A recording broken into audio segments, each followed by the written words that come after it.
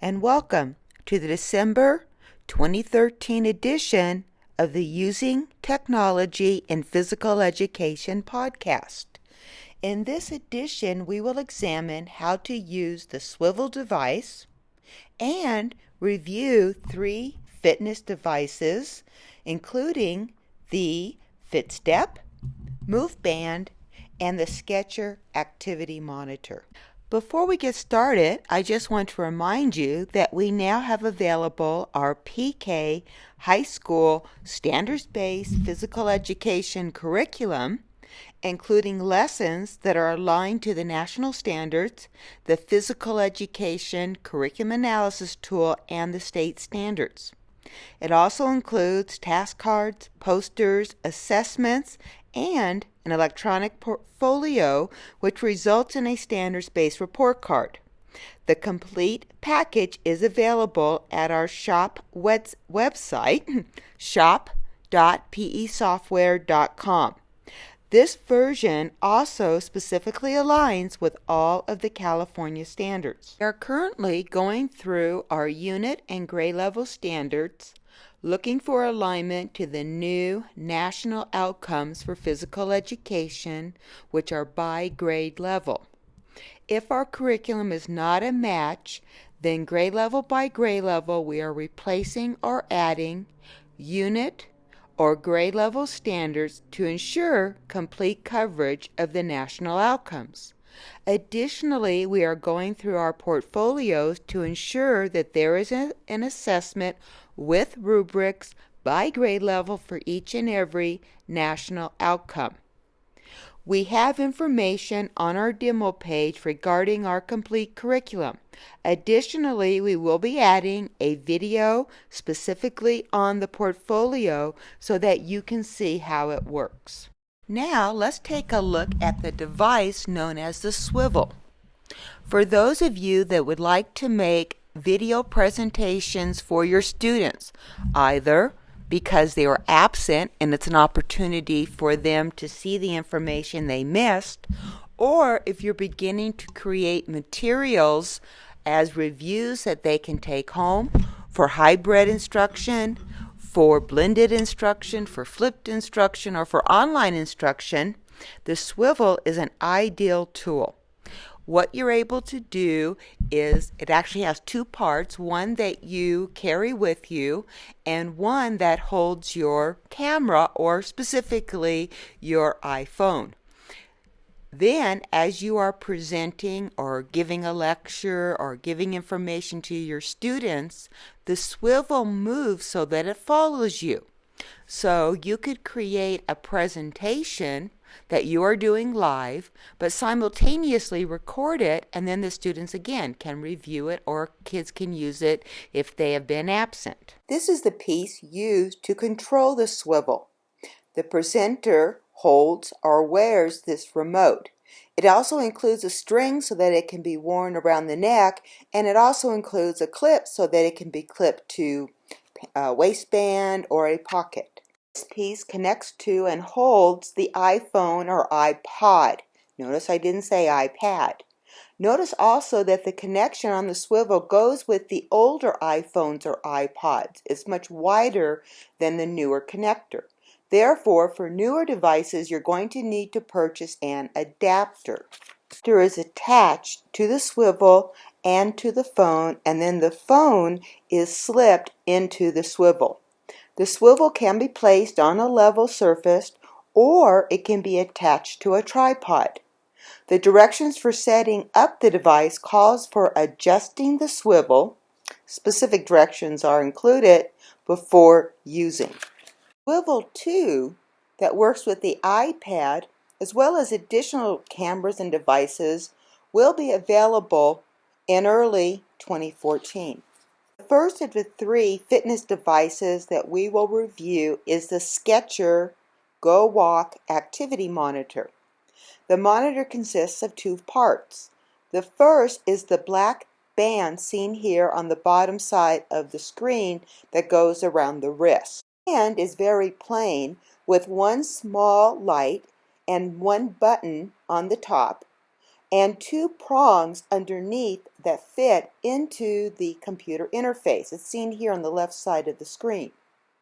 The second piece is the computer interface that connects the band on one end and into a USB port on the computer as seen here. Now notice here we're using a USB hub. The hub takes one USB port from the computer and expands it to two or more ports. Connecting with the computer is only for charging the device. It is not used for any type of interface. The device's manufacturer provides a free app for an iOS device. It's available from the iTunes Store for free, and it allows for Bluetooth connection between the monitor and an iOS device. Now, the monitor itself, the activity monitor, features a 3-axis accelerometer, so it tracks steps, distance, calorie count, and active minutes. It also monitors sleep, but it requires that the user press a button, the one button, prior to falling asleep and then again upon wakening. One light provides limited feedback throughout the day, red, yellow, green, representing the user's progress toward their daily physical activity. The device is definitely designed for use on a 24-hour basis, 7 days a week.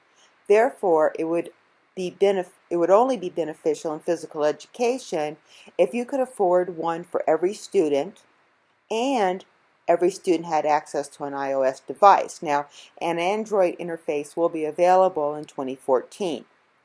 The lack of an LCD on the band showing kids exactly how many steps that they've taken is problematic, since kids like to get immediate feedback on their physical activity, and as physical educators we like to do activities during physical education so kids get an idea of how many steps might be taken during that activity.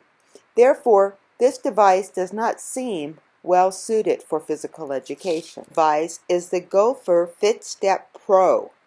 It also consists of two pieces, the actual monitor as well as a computer interface. The interface can be shared between several of the Gopher FitSteps. The monitor looks like your typical pedometer. It must be worn on the waistband for accuracy. It is designed to measure steps. There is where we'll allow the teacher to set their own steps per minute level to indicate when there is vigorous or when there is moderate physical activity. The device easily slips into two clips and lays on the interface. The interface has a USB connection that then plugs into the computer. The software involves several steps for setting it up. The first step is to assign each pedometer a number so that it is associated with a student. The second step is to import your classes. The third step is then to add your students and to assign them each a pedometer. The last step involves selecting the fields that you want to display in the data analysis. When you are ready, select Upload Data. Make sure your pedometer is attached to the interface, and then simply transfer the data to your computer. Next, you can click on Data Analysis to see the uploaded data and to examine what it means. Itself is the best of the three that I review here. The software is specifically designed for physical education. I did find a few problematic issues with the software, but tech support was very responsive. The third device is the MoveBand. It also consists of two pieces, the monitor on the right here, and a cable that interfaces with a computer. The connection between the two devices involves slipping the plug on one end of the monitor into the port of the cable.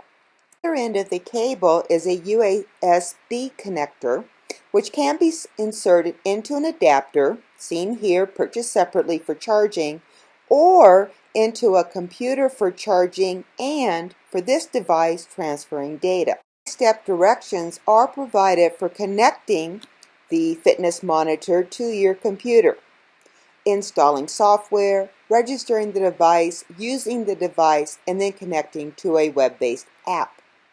First, click on the Download Sync in order to download the software to your computer.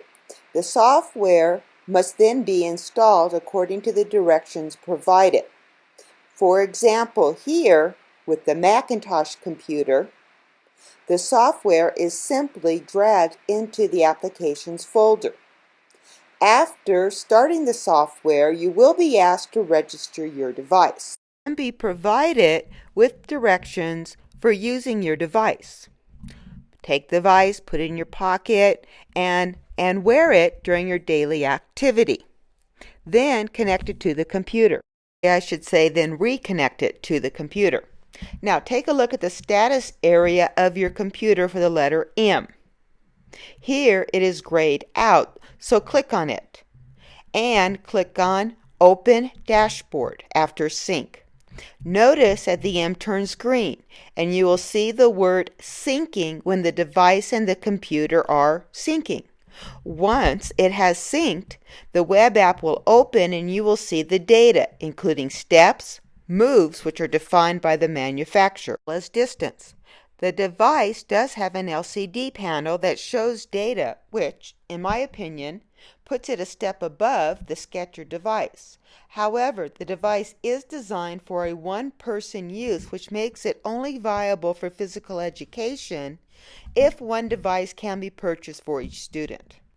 Now, the number of fitness devices monitoring step, activity, sleep, calorie output, and other variables is increasing rapidly. Next month, I will attend the annual CES, Consumer Electronics Show in Las Vegas, and no doubt there will be even more on display.